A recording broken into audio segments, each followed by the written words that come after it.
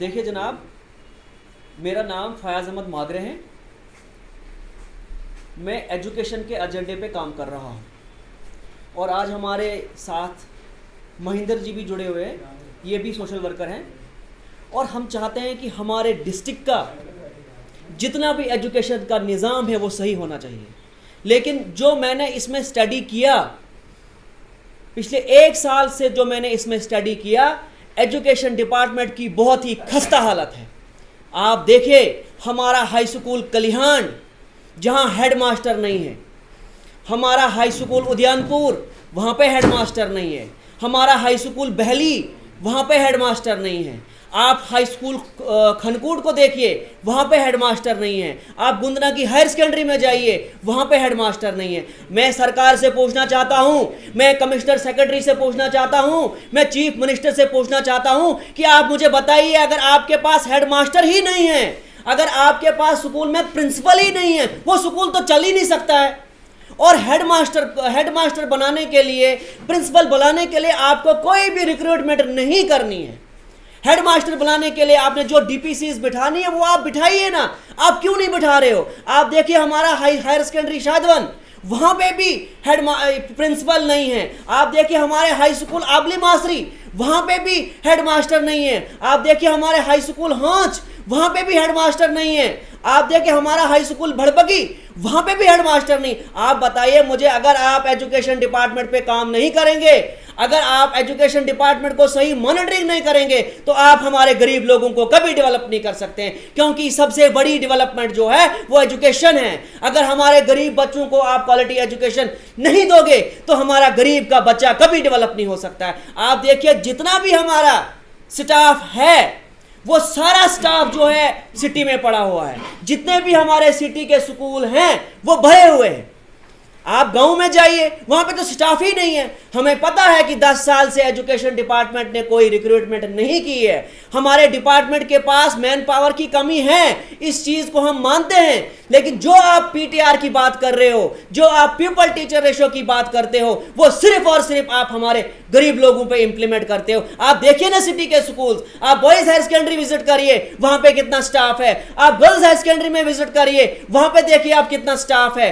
आप नगरी में विजिट करिए, आप बंडोडा में विजिट करिए। लेकिन ये प्यूपल टीचर रेशो जो है, ये पीटीआर जो है, ये सिर्फ और सिर्फ आप हमारे गरीब लोगों पे इंप्लीमेंट करते हो। इसलिए मेरी रिक्वेस्ट रहेगी कमिश्नर सेक्रेटरी से और डायरेक्टर स्कूल एजुकेशन जम्मू से कि आप तुरंत कोई इस पे कोई इनिशिएटिव लीजिए।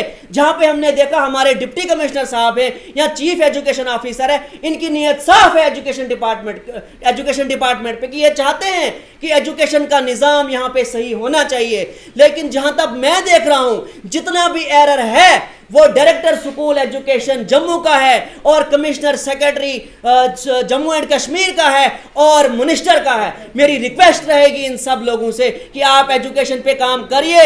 आपको एजुकेशन पे काम करना पड़ेगा। अगर आप एजुकेशन पे काम नहीं करोगे तो आप हमारे गरीब लोगों को कभी भी डेवलप नहीं कर सकते हो।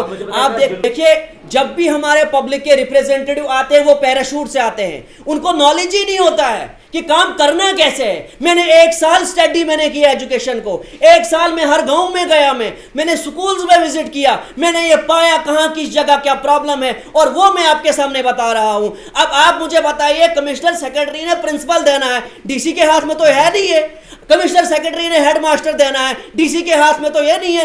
एटीडी जो करनी है हमने, ATD director school education Jammu ने करनी है, चीफ एजुकेशन ऑफिसर तो ने करनी नहीं है। अगर ये एटीडी नहीं कर रहे हैं, ये टीचरों को प्रमोट नहीं कर रहे हैं, हेडमास्टर नहीं दे पा रहे हैं, प्रिंसिपल्स नहीं दे पा रहे, तो कैसे हमारे एजुकेशन का निजाम बेहतर हो सकता है? जी, हमको देखिए, हमको लीडरों से हमको कोई तवक्का नहीं है, क्योंकि 70 साल हो गए हमारे एजुकेशन का निजाम यहाँ बेहतर नहीं हुआ। हम अगर उम्मीद करते हैं तो अफसरों से उम्मीद करते हैं जिनके पास पावर से, ये सिर्फ प्रोटोकॉल का एंजॉय करते हैं। ये जितने भी लीडर्स हैं, मैं महराज मलिक की बात नहीं कर रहा हूं। आप देखिए हमारे जीडीसी डोडा, हमारा डिग्री कॉलेज डोडा, 50 साल हो गए डिग्री कॉलेज को बने हुए, लेकिन वहां हॉस्टल नहीं बना। जब हमारा गरीब का बच्चा, चाहे गुदना का हो, चाहे दाली उद्यानपुर का हो, चाहे कोटी का हो, चाहे दशनान का हो, चाहे भागवा का हो, जब वो 12th पास करते हैं उसके बाद उनके पास इतना सरमाया नहीं होता है वो अपनी तालीम कंटिन्यू कर सकते हैं, क्योंकि वो गरीब लोग होते हैं। अगर हॉस्टल बनेगा डिग्री कॉलेज डोडा में तो डेफिनेटली हमारा गरीब का बच्चा भी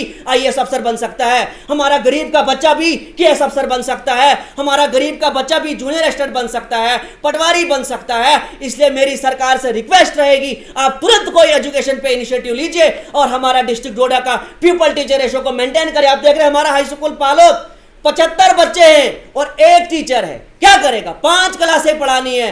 जो ये पीटीआर की बात करते हैं, फिलहाल हम इस पीपल टीचर रेशो को नहीं मानते हैं, क्योंकि प्राइमरी स्कूल में हमको 5 टीचर चाहिए, मिडिल स्कूल में हमको 8 टीचर चाहिए, हाई स्कूल में हमको 10 टीचर चाहिए। जब ये सिस्टम ठीक हो जाएगा तभी एजुकेशन का निजाम डेवलप हो सकता है। और हमारे पास मैन पावर की कोई कमी नहीं है। आप सिटी के स्कूल्स देखिए, इनमें रोल ही नहीं है। अगर सिटी के स्कूल में रोल नहीं है, वहां पे बच्चे हैं ही नहीं, वो टीचर क्या कर रहे हैं? वो तो मुफ्त की सैलरी ले रहे हैं ना। इसलिए मेरी सरकार से रिक्वेस्ट रहेगी, खास करके डायरेक्टर स्कूल एजुकेशन जम्मू से, जो ये कहते हैं कि मैं एजुकेशन को समझूंगा। जनाब, यहां पे बच्चों का कैरियर जुड़ा हुआ है।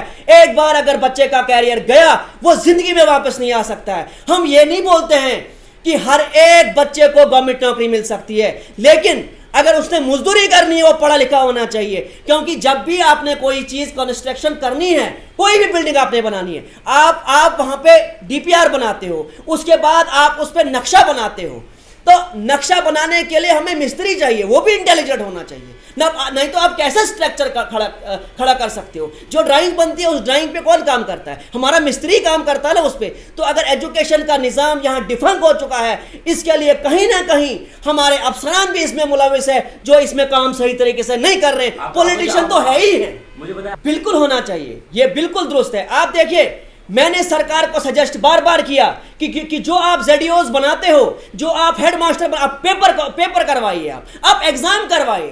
काबिलियत के बिना पे हेडमास्टर हो या जेडीओ हो, स्कूल से जुड़े हो नहीं, वो तो सही बात बोल रहे हो। तो हम चाहते हैं इसके लिए एक अलग बोर्ड बनना चाहिए। जैसे आप केएस का एग्जाम करवाते हो, वैसे ही आप जेडीओ का एग्जाम कराओ, वैसे आप सीओज का एग्जाम कराओ, तब जाके हमारे एजुकेशन का निजाम जो है वो बेहतर हो सकता है। जी मुझे बताइए। बिल्कुल बिल्कुल, क्योंकि इसके लिए मेरी रिक्वेस्ट रहेगी डिप्टी कमिश्नर साहब से कि आप तुरंत मीटिंग लीजिए हेल्थ डिपार्टमेंट का, उनसे पूछिए आप कि आप फेक सर्टिफिकेट क्यों बनाते हो। कोई मेंटलिटी लीव पे जा रहा है, उसको है ही नहीं वो सिस्टम।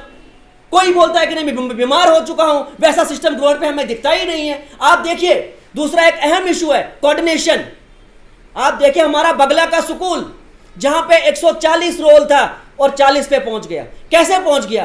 टीचरों की आपस में खिंचातानी, टीचर आपस में लड़ रहे हैं और एडमिनिस्ट्रेशन को सोचना चाहिए। एक स्कूल और हमारा है जहां पे इस टाइम टीचरों की लड़ाई है, वो बहली का स्कूल है हमारा, जहां टीचरों की लड़ाई है। मैं परेशान हो गया हूं, मैं हैरान हो गया हूं कि चलो ठीक है, वो तो एजुकेटेड लोग हैं, वो तो पढ़े लिखे लोग हैं। देखो, हम उन सब की रेस्पेक्ट करते हैं, हम उन सब की इज्जत करते हैं, लेकिन अगर वो स्कूल में लड़ने का काम करेंगे, झगड़ने का काम करेंगे, तो उस चीज से हमारे स्कूल का माहौल खराब हो जाएगा और उस चीज से डायरेक्ट हमारे जो गरीब बच्चे हैं उन पे इंपैक्ट पड़ेगा। एक चीज महेंद्र साहब भी बोलेंगे थोड़ा, मुझे आप बताइएगा। उसके लिए रेफर की है पीएससी को, इनने पोस्टें सीआरसी का टीचर नहीं, वो तो है सीआरसी का, तो वो तो सीआरसी मतलब चंद टाइम के लिए, वो परमानेंट कोई नहीं है। वहां पर नहीं आपको लगता है कि एग्जाम बेस बिल्कुल होना चाहिए, एग्जाम होना चाहिए, क्योंकि काबिलियत के बिना पे जो भी है वो आगे आना चाहिए। एग्जाम तो होना चाहिए, लेकिन मेरी सरकार से रिक्वेस्ट रहेगी कि आपने अगर पीएससी को पोस्टें क्वालिफाई की, आप क्यों नहीं एग्जाम कंडक्ट करवा रहे? आपको एग्जाम कंडक्ट कराना चाहिए,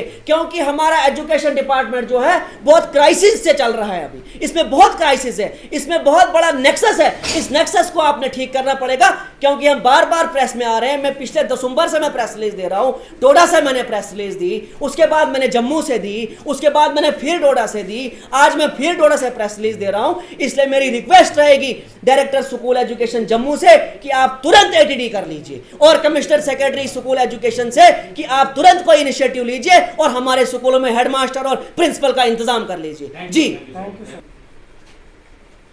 थोड़ा सा बताएगा। पहले तो जितने भी मीडिया के जो फैकल्टी यहाँ पे उनका थैंक यू करते हैं। अच्छा लगता है कि जब से मेरी 38 ईयर्स की एज हो चुकी है और पहली बार कोई आप भी मैंने देखा कि एजुकेशन के ऊपर बोल रहे हैं। सो सारे लोगों को इनको सपोर्ट करना चाहिए। और जो एजुकेशन सिस्टम में प्रॉब्लम्स हैं ये बहुत पहले की हैं। 1947 में इंडिया आज़ाद होता है, हमारा लिटरेसी रेट 18% का, इस वक्त आपने 74 पॉइंट समथिंग के आसपास के एज पर द सेंसस 2011। लेकिन देखिए बहुत सारी प्रॉब्लम्स हैं, कोई भी पॉलिटिकल लीडर और जो डिपार्टमेंट्स हैं they are not working to develop the system of education in the country, particular in our districts. सबसे बड़ी प्रॉब्लम क्या है कि रूरल्स में है, हम लोग गाँव से आते हैं, हमको गाँव का एजुकेशन ठीक करना है। आपके देखिए यहाँ पे ग्रीन मॉडल है डोडा के अंदर और भी बहुत सारी एकेडमीज़ हैं, आपके गाँव का क्या, बगला का क्या, मेरे जकियास का क्या, और जहाँ पे कोई का बाहर का मुलाजिम आके भी तैयार नहीं है, आपके पास हेडमास्टर्स नहीं है, आपके पास टीचर्स नहीं है, आपने वो मैकेनिज़्म ठीक नहीं किया हुआ है। तो जब तक ये सारे लोग जो हैं उस पर काम नहीं करेंगे ये चीज़ होने वाली नहीं है। और इसके लिए मुझे लगता है कि जितने भी सोशल एक्टिविस्ट हैं और जो लोगों को खुद समाज को खड़ा होना पड़ेगा, क्योंकि अगर आपने सोसाइटी को बचाना है आपको एजुकेशन को डेवलप करना है। और यही वजह है कि जितने भी पॉलिटिकल लीडर्स हैं वो एजुकेशन को डेवलप नहीं करेंगे, क्योंकि उनको पता है अगर लोग समझ जाएंगे, एजुकेशन आ जाएगी, प्रॉस्पेरिटी आ जाएगी सोसाइटी में, तो इन लोगों का तो काम चलने वाला नहीं। तो एजुकेशन को ठीक कीजिए। अगर एजुकेशन ठीक करना है उसके लिए डिपार्टमेंट जो है, क्योंकि पॉलिटिकल विल से तो मुझे कोई तवक्का है नहीं, मुझे नहीं लगता ऐसा कुछ होने वाला है, बट जो डिपार्टमेंट है उसको काम करना चाहिए। आप देखिए मैन पावर की सबसे बड़ी बदकिस्मती क्या इस देश की है कि पढ़े लिखे स्कॉलर्स लोग जो है बेकार बैठे हैं और दे आर नॉट रिक्रूटिंग। मतलब साफ है कि ये करना ही नहीं चाहते। ये 2 टीचर से काम चलाएंगे, पुलिस स्टेशन में 2 पुलिस वाले होंगे उससे काम चला लेंगे, हेल्थ के अंदर जाके देखें 2 लोगों से काम चलाने वाले हैं, ये काम चला सरकार बना रहे हैं। हमको एजुकेशन को सुधारना है और उसके लिए हमको स्टाफ की रिक्वायरमेंट है वो पूरी होनी चाहिए। आप रिक्रूटमेंट कीजिए। सबसे बड़ी बदकिस्मती क्या है, मैं आपके माध्यम से बोलना चाहता हूँ, आप IAS रिक्रूट करते हो, KS रिक्रूट करते हो, आपका डिप्टी कमिश्नर बनता है, उसके लिए एक एग्ज़ाम होता है। क्या आपको नहीं लगता सारे मीडिया फ्रेटर्निटी को, क्या टीचर के लिए कोई एग्ज़ाम है? क्या भारत में टीचर के लिए एग्ज़ाम नहीं होना चाहिए? जो क्रिएटर है, जो इस पूरे संसार को बनाने वाला है, जो एक विश्व गुरु जिसको कहा जाता है टीचर को, अगर वो नहीं है, उसका कोई प्रॉपर एग्ज़ाम नहीं है, तो इससे बड़ी बदकिस्मती हो नहीं सकती है। आप देखिए टीचर के लिए कोई ऐसी रिक्रूटमेंट है ही नहीं। और आप बाहर के जितने भी देशों में चले जाओ, चाहे अमेरिका में चले जाओ, इंग्लैंड में चले जाओ, वहाँ पे सबसे बड़ी जो चीज़ है, जो सैलरी होती है वो टीचर की होती है। और यहाँ पे आप देखिए जो है टीचर का क्या एक प्रोसेस ही नहीं है। तो अच्छा लगता है कि इस चीज़ पे काम होना चाहिए और आगे जो है वो सारों को मिलकर के इसके लिए एफर्ट डालना चाहिए। Thank you.